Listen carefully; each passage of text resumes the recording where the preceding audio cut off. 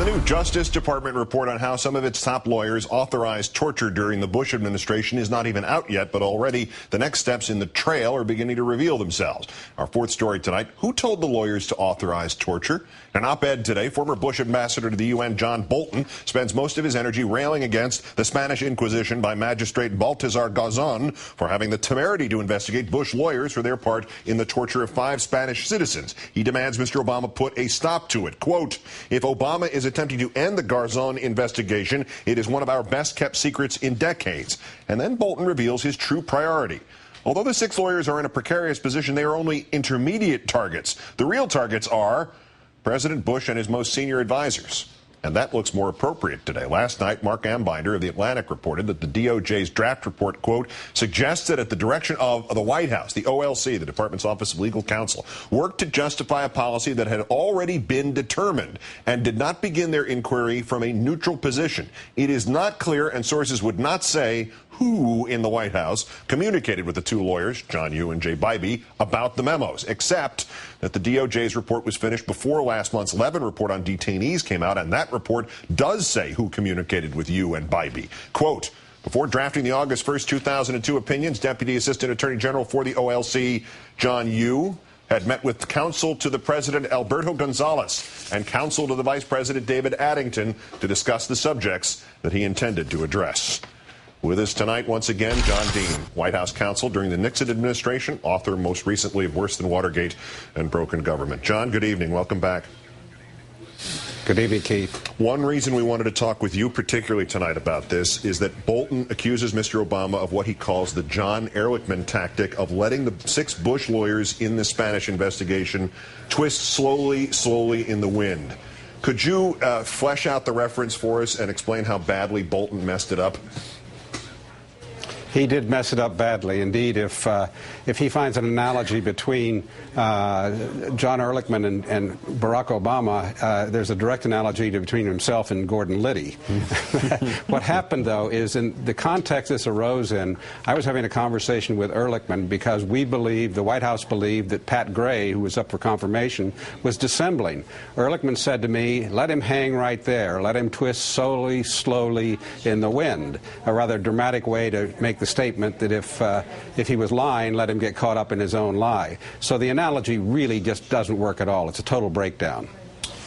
To the merits of this other argument here from Bolton that Spain has no legal standing here about an American internal investigation. Of course, a former acting ambassador from the United States to the United Nations would never have in a million years one earthly clue that the United States had ever signed international treaties that outlawed torture, correct?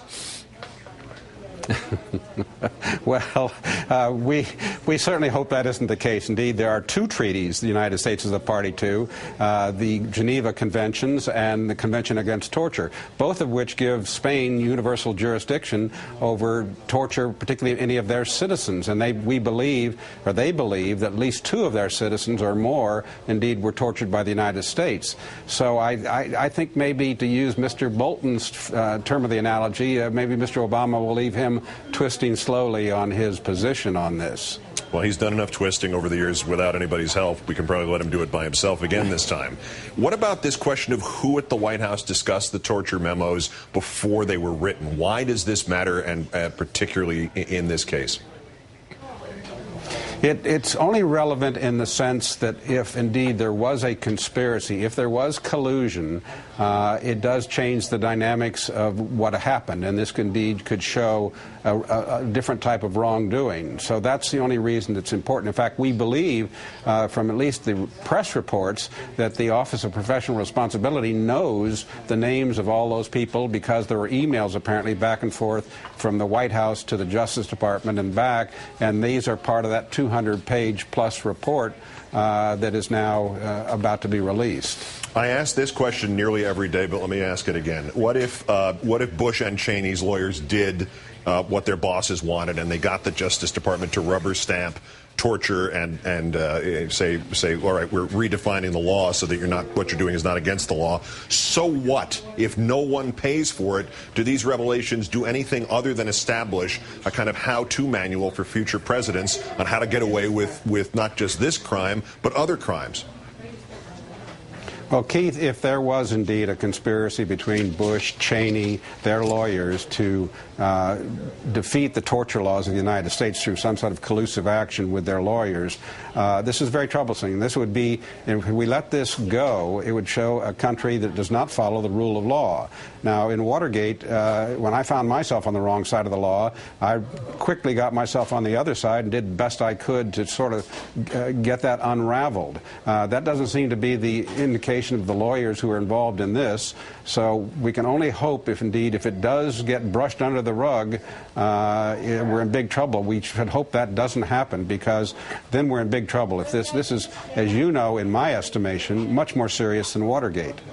Well, maybe Dick Cheney will have an epiphany here. I'm not betting on it, but you never know. John Dean, author of Worse Than Watergate, Broken Government, Conservatives Without Conscience. It's always a pleasure, sir. Thank you again. Thank you, Keith.